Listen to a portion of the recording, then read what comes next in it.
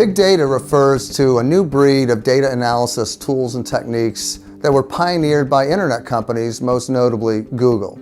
Google developed a set of big data analysis tools to help it construct indices in support of Google search, and also to support things like article clustering for Google News and others. Google actually published a series of technical white papers focused on its MapReduce toolset, focused on its distributed file system. These technical white papers spurred on a whole industry of innovation around different types of big data analysis tools. So when you think about big data today, we most commonly think of MapReduce, but just realize that big data is a very large and emerging industry that is much broader than MapReduce. There are a number of drivers of big data today. Most notably internet. The activities of Facebook, of Amazon, of Yahoo, and other search companies, for example, are all creating and leveraging new sources of data that we haven't been able to use before. Clickstream data, doing website analytics, those kinds of things. Mobile technology has been an incredible driver of big data as we're producing tons and tons of information just by using our mobile phones day to day. Every one of us has a mobile phone within 1.5 feet of our reach, and we're producing a lot of data from that smartphone, and that data is being used by people in a lot of interesting ways. Big data is also being driven by the Internet of Things and all the different types of emerging sensors that are sensing activity and producing data. RFID tags, for example, smart refrigerators, smart cars. So all of these forces of change are producing volumes of data at speeds that we're not used to dealing with, and in data formats that we can only now start to make use of using big data analysis tools. So what makes it big data? There's a Gartner Group approach that talks about the 4 V's of big data today. That's volume, variety, velocity, and value.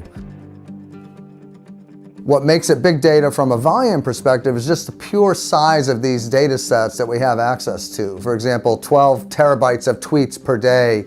We're talking about storing data in volumes that we haven't heard of before. So the volume, the size of the data is what makes it a big data problem. The variety problem really speaks to the different types of data that we can now make use of using these emerging tools.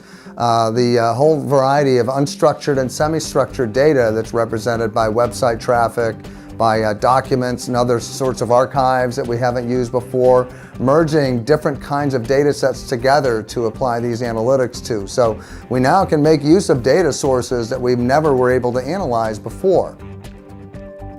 From a velocity perspective, big data is a velocity challenge because of the frequency of data arrival coming from sensors like engine sensors. Even smartphone traffic, as we mentioned before, is producing volumes of data that's incredible to watch. The number of videos that gets posted to YouTube on a daily basis is incredible, and as you can imagine, the size of those videos accumulates very rapidly over time. The 4th V, the value of big data, is very, very important. When we can analyze these new data sets with these new tools, we can now get access to information and answers that we haven't even asked the questions for yet. So the whole arena of data science, for example, is about applying analysis to unconventional data sets and seeing what kinds of patterns, what kinds of innovations, what kind of insights we can generate. So big data in that regard is almost about generating insights and ahas rather than doing operational analytics like the traditional view of analytics that we've had in the past. That's what makes big data interesting and special today.